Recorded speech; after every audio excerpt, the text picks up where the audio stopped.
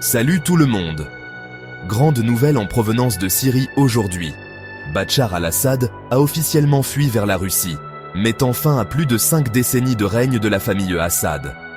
Mais qu'est-ce que cela signifie pour l'avenir du Moyen-Orient? Les forces rebelles, dirigées par Abu Mohammad al-Jolani et son groupe, HTS, ont pris le contrôle de Damas. Ils ont même libéré des prisonniers de la tristement célèbre prison de Sednaya. Il y a des célébrations dans les rues de Damas, Alep et Homs. Les gens renversent des statues et visitent le palais présidentiel. Mais au milieu de la jubilation, il y a de sérieuses inquiétudes.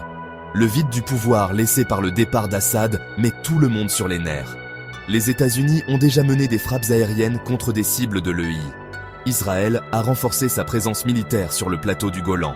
Et la Turquie s'affronte avec les forces kurdes dans le nord. C'est une véritable poudrière. Il y a aussi un angle historique fascinant ici.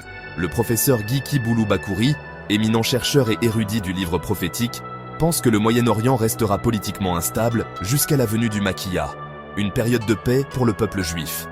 Il suggère qu'une véritable stabilité dans la région pourrait être encore loin. Un prophète juif vivant des siècles avant le Christ aurait décrit le Moyen-Orient comme une région d'instabilité politique perpétuelle jusqu'au retour du peuple juif au Maquia. Ainsi, bien que le départ d'Assad soit un moment important, il pourrait ne pas apporter la paix que beaucoup espèrent. L'avenir de la région reste incertain et la communauté internationale suit la situation de près. Restez à l'écoute pour plus d'informations sur l'évolution de cette histoire. N'oubliez pas d'aimer, de commenter et de vous abonner pour recevoir les dernières nouvelles. Merci d'avoir regardé. À suivre les détails lors de la publication de son livre et documentaire.